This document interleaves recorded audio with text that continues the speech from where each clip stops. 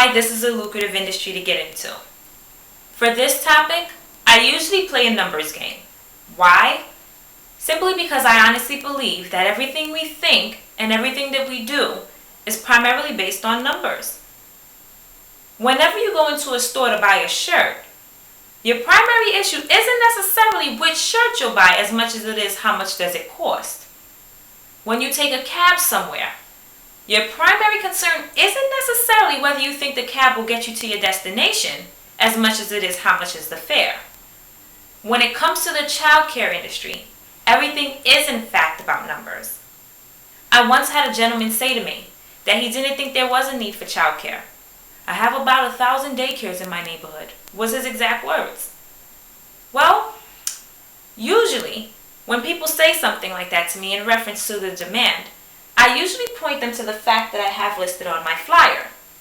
Now, I'm not exactly sure if you got a copy of the flyer, but if you didn't, that's okay. The front of it is actually the homepage on our website. The fact on my flyer reads as, over 200,000 New York City kids are in need of childcare.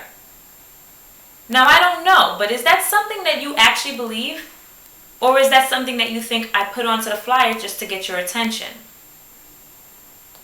For those that attend this seminar in person, I usually give them a copy of this survey. Now, for your convenience, I'll attach a link to this survey directly under this recording.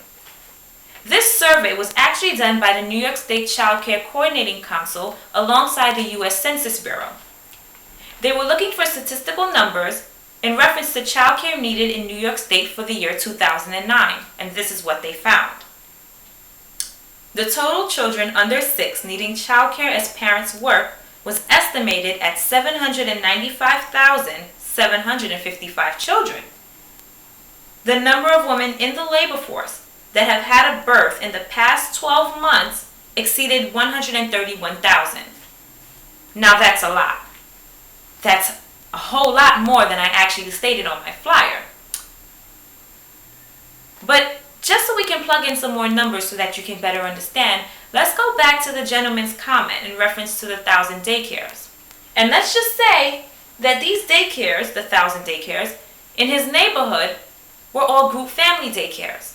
Now, just so you know, group family daycares are in-home programs that hold up to 12 children at one time. And if in fact these 1,000 daycares in his neighborhood were group family daycares, that would mean that there's only about 12,000 children that have childcare.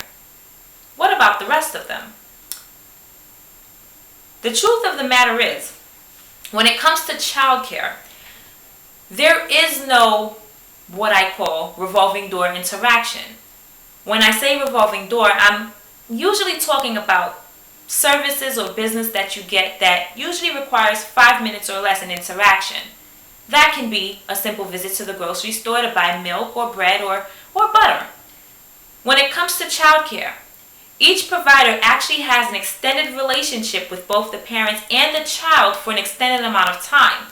Some parents, depending on when the child is admitted into their program, may find themselves having a relationship with one family for up to 4 or 5 years. Now, the truth of the matter is, there are children born every second, minute, hour, day, week, month, year. There are children being born even as you watch this webinar. What about them? I've seen parents getting on trains to take their children to daycares closer to their jobs, just the same as I've seen parents taking children closer to their schools to attend a daycare there. That's simply because they may not have a program in their neighborhood. I once had a lady say to me that there are some children who are supervised by their grandparents, and that's pretty accurate, but let's analyze that a little further. I guess when we're talking about children with grandparents, we can break them down into 5 sections. The first would be the children that are in fact supervised by their grandparents. They don't necessarily need childcare. The second would be children who have grandparents that are already deceased. The third would be children who have grandparents in other states. The fourth, children who have grandparents in other countries. And lastly, children who have grandparents that may be around but are simply incapable of supervising them right now. Well, If you take those numbers, that leaves approximately 80% of the child care population. When we're talking about the lucrative aspect, I usually start with a general example. The most common daycare you can find is actually an in-home program. Most in-home programs are group family daycares. Group family daycares, again, can hold up to 12 children at one time. Now, for this example, I usually start with a provider, a group family provider, who has 12 children in her care. She's charging about $150 a week, which is the average. Now, understand before we go any further that you will and you can, in fact, find childcare that costs more or less. The price actually depends on the demands, whether you're talking about infants or toddlers, and it also depends on the type of service you want. For some people, they may be looking for childcare for a child with autism. For some, maybe the child has a hearing impairment. Or maybe a parent has a child that's bilingual. Depending on the services that you offer, you will wind up adjusting your costs according to, I should say, the services that you offer. But let's just stick with this provider having 12 children at the average rate of $150 a week. Well, that's simple math. 12 times $150 gives you $1,800 a week.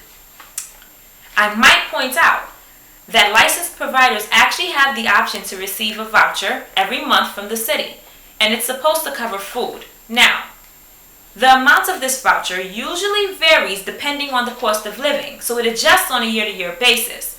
Currently, this average would be about $3.47 per day per child. Now, for this group family provider with 12 kids, that comes out to approximately $901.51 a month, in addition to the amount of income she receives for offering her services. This provider would gross $7,794 a month, not including the food voucher that she receives from the city. Now, I'm not exactly sure if those numbers are impressive to you, but you should also note the fact that licensed providers actually have the option to receive grants to help them start or expand their program, or to cover the expenses of trips, supplies, or whatever else may fall in between. Now, in the next clip, I'm actually going to share with you some real-life examples of what people are doing in the Brooklyn, New York area and how much money they're actually making to do it.